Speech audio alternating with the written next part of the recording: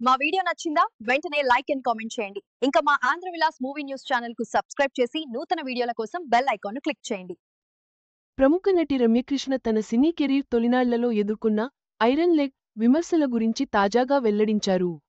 వరుస ఫ్లాప్ల తర్వాత ఒక జ్యోతిష్యుడిని కలవడం, ఆయన ఆమె భవిష్యత్తు గురించి చెప్పిన అంచనాలు, అవి ఎలా నిజమయ్యాయో ఆమె పంచుకున్నారు. ఈ వివరాలు ఇప్పుడు ఆసక్తికరంగా మారాయి. సౌత్ సినీ ఇండస్ట్రీలో స్టార్ హీరోయిన్గా మంచి సక్సెస్ అందుకున్న రమ్యకృష్ణ తాజాగా జగపతిబాబు హోస్ట్గా వ్యవహరిస్తున్న జయమ్ము నిశ్చయమ్మురా కార్యక్రమానికి హాజరయ్యారు. ఈ కార్యక్రమంలో భాగంగా ఈమె తన సినిమాలకు సంబంధించిన విషయాలతో పాటు వ్యక్తిగత విషయాల గురించి కూడా అభిమానులతో పంచుకున్నారు.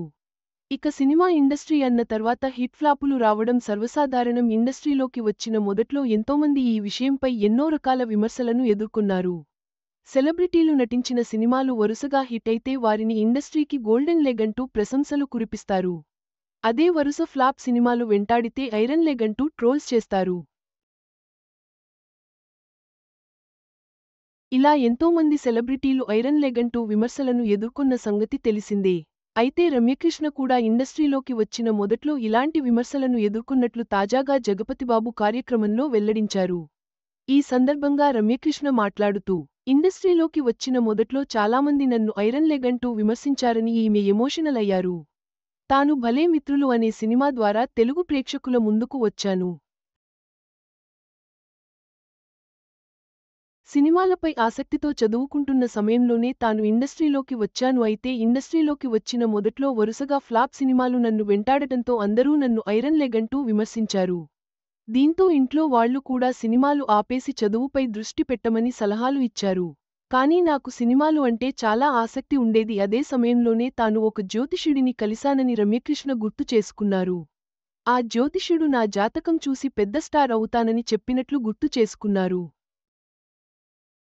విలన్గా మెప్పించిన రమ్యకృష్ణ ఈ విధంగా జ్యోతిష్యుడు ఇండస్ట్రీలో తాను గొప్ప హీరోయిన్ అవుతానని చెప్పడంతో తిరిగి తాను యాక్టింగ్ స్కూల్లో చేరి మరింత శిక్షణ తీసుకున్నాను అని తెలిపారు. చివరికి జ్యోతిష్యుడు చెప్పిన విధంగానే ఇండస్ట్రీలో నాకు సక్సెస్ వచ్చిందని ఈమె తెలిపారు. తాను 1984 సంవత్సరంలో ఇండస్ట్రీలోకి అడుగుపెడితే 1991 సంవత్సరంలో నాకు మొదటి సక్సెస్ వచ్చిందని తెలిపారు.